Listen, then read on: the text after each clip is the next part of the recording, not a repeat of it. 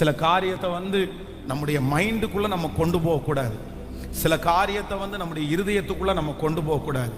சில காரியத்திற்கு பின்னாடி நம்ம போகக்கூடாது. இந்த 3 காரியத்தையும் எப்பவுமே நீங்க அறிஞ்சு வச்சிருக்கணும். நம்பர் 1, சில காரியத்தை நம்முடைய மைண்டுக்குள்ள என்ன பண்ணக்கூடாது? சத்தமா சொல்லுங்க. இது சத்துருடைய மிகப்பெரிய ஒரு தந்திரம்.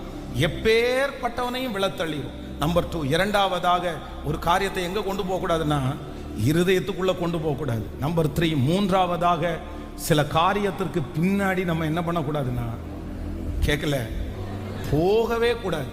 போகவே கூடாது. என்ன செஞ்சாலும் உங்களை எவ்வளவு டிஸ்டர்ப் பண்ணினாலும் நீங்க அதுக்கு பின்னாடி போகவே போகாதீங்க. நான் நம்புறேன், கர்த்தர் நியமித்ததானால் அது நிற்கும். ஆனா ஆண்டவர் நியமிக்காத ஒன்றும் நிற்கவே நிற்காது. இத்தனை நாட்களும் நம்முடைய இந்த திருச்சபைகள் இருக்குல்ல, நம்ம திருச்சபை இல்ல, உலகம் எங்கும் திருச்சபை இருக்குல்ல, இந்த திருச்சபைகள் அத்தனையும் ஆண்டவருடைய இரத்தத்தினால சம்பாதிக்கப்பட்ட திருச்சபை.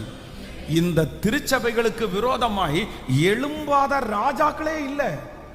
நீரோ மன்னன் அன்றைக்கு அவ்வளோ பெரிய பிரச்சனை பண்ணான் ஆண்டவர் ஆராதிக்கிற பிள்ளைங்களை. இந்த திருச்சபைகள் மூடப்படும் சொன்னாங்க. பைபிள் கிடைக்காமல் போகும்னு சொன்னாங்க. ஆனா இன்னைக்கு வரைக்கும் எந்த திருச்சபையையும் யாராலையும் அழிக்க முடியல. அவங்க தான் அழிஞ்சாங்களே தவிர கர்த்தருடைய இரத்தத்தினால் சம்பாதிக்கப்பட்ட திருச்சபைகள் அழியவே இல்லை. ஹல்லேலூயா. அதனால கர்த்தர் உண்டு பண்ணது ஆனால் அதை அழிக்கிறதற்கு ஒருவராலும் முடியவே முடியாது.